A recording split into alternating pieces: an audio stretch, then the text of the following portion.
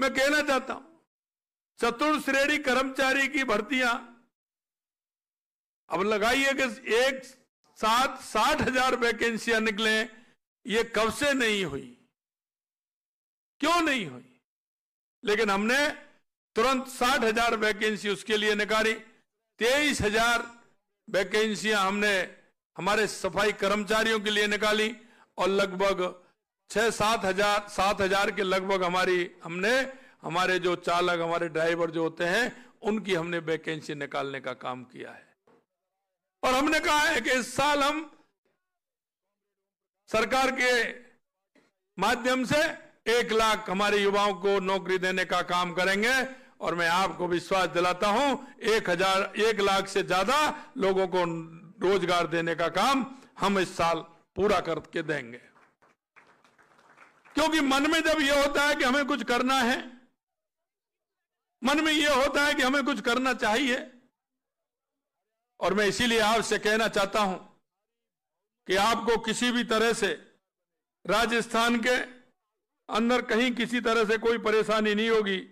इसी तरह हमारी सरकार ने विभिन्न राज्यों और देशों में आने वाले निवेशकों को सफलतापूर्वक धरातल पर उतारने के लिए आईएएस अधिकारियों को विशेष तौर पर नियुक्त किया है, जो निवेश को आकृत करने में और इसे धरातल पर उतारने में सुनिश्चित करने में काम करेंगे। ऐसा करने वाला राजस्थान शायद पहला देश होगा, पहला प्रदेश होगा, हमारा देश के अंदर पहला प्रदेश है जो हमारे अभी कह रहे थे कि आप एक अधिकारी को लगाइए। हमने हमारी ऐसी 25 कंट्री हैं जिसमें हमने एक आईएएस अधिकारी को लगाया है। हमने हमारे सभी राज्यों में एक अधिकारी को लगाया है और हमने विभाग अनुसार भी हमने एक अधिकारी को लगाया है। और ये नहीं वो अधिकारी का ट्रांसफर हो जाए, ट्रांसफर हो जाएगा लेकिन वहां से उसका ट्रांसफर होने वाला नहीं है। जिसको जो कंट्री दी है वो कंट्री उसको पूर्ण रूप से वो देखेगा, और उसको जिसको प्रदेश दिया है वो प्रदेश देखेगा, और जिसको विभाग दिया है वो किसी विभाग में हो लेकिन उसी विभाग को परमानेंट देखेगा, जिससे उसको पूरी जानकारियां मिलती रहे और उस जानकारी के माध्यम से वो अपना काम करता रहे।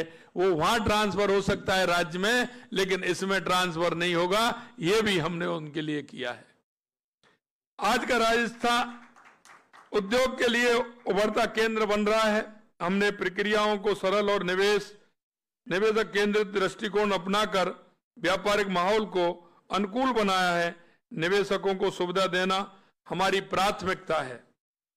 पहले ऐसे दिन भी थे जब निवेशकों के सपने सरकारी फाइलों में उलझकर दम तोड़ देते थे, लेकिन हम आपको विश्वास दिलाते हैं और आपके सामने भी आया है कि हमने 1 महीने पहले मुंबई में जो एमओयू किए थे, हमने इस कैबिनेट में उनको भी पास कर दिया और उसमें उनको जमीन आवंटित करने का हमने काम कर दिया। इसीलिए मैं कहता हूं